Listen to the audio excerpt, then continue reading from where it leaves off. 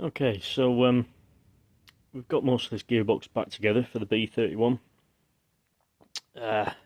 Most of the biscuit tray is now empty of parts.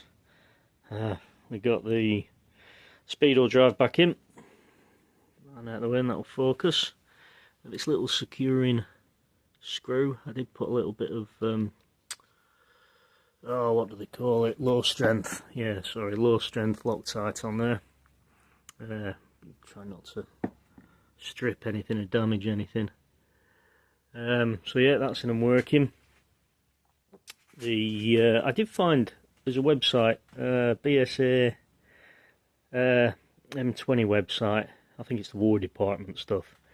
Some really good information on these gearboxes on there, and they mentioned that the lubrication to this part is pretty limited, so it's a good idea. So I've just sort of smeared it all in a bit of assembly lube and grease and a bit of heavy oil.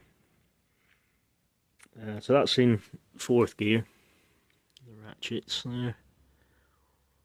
Yeah, it all seems to work. I can select the gears on the bench, so we're going to run with it. Still got the play, a little bit of less play now everything's together on the lay shaft. Tiny bit of movement on the gear selector shaft. Went a bit over the top with the weld seal there, eh? But one thing it did mention on that website, the M20 website, the gasket thickness, the original gasket thickness, was only sort of, I'm sure it said like 0.1 of a mil. This is 0.4.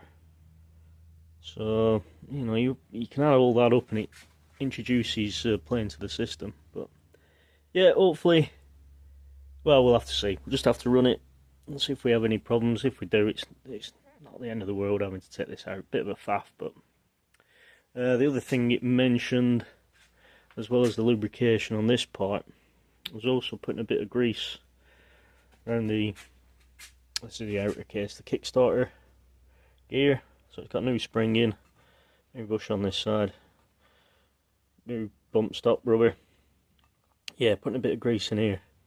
It mentioned again because the lubrication apparently is pretty poor. This spring is pretty aggressive for the return. Got the peg down in there, a screw peg. You can't see, won't focus, will it? But that's the I had to put a new half nut on there. Yeah, apparently you get this bush, the Kickstarter bush, I left. Apparently you can get quite a lot of oil leaking out. Again, PES do an upgraded one with a rubber oil seal apparently. But, yeah, I'd love to sort of replate all this stuff, but I'll be missing the point of what I'm trying to achieve with the bike. So yeah, we'll not seal this up, but I'll just put a bit of grease on the gasket. I'm sure it'll have to come off again. Apparently, I haven't touched this adjustment, but I suppose all it's doing is preloading that ratchet on the opposite side, so it can further up or down shifting, I guess. I suppose the ideal is to have these dogs, you know, right in the middle, equal. So yeah, well, again, we're going to leave that, and we'll fix that if we need to. But yeah, one thing I do need to order, that's that load, the sprocket. Oh, and I need to put that plug back on here. It kills me, that sprocket. The wear on it, I mean. So yeah, we'll get this back on, and the gearbox can go back in. The cylinder off head is off at another machine shop.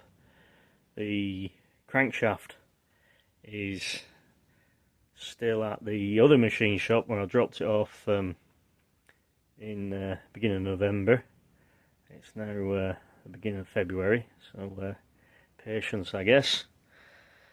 Yeah, happy with that. Fingers crossed it all works, but like I say, if I do have any issues, we know what's in there now, we know what's been replaced. what's worn, what isn't worn, how it all goes together. So if he does have to come out and do it again, he shouldn't have too many issues. Okay, thanks for watching.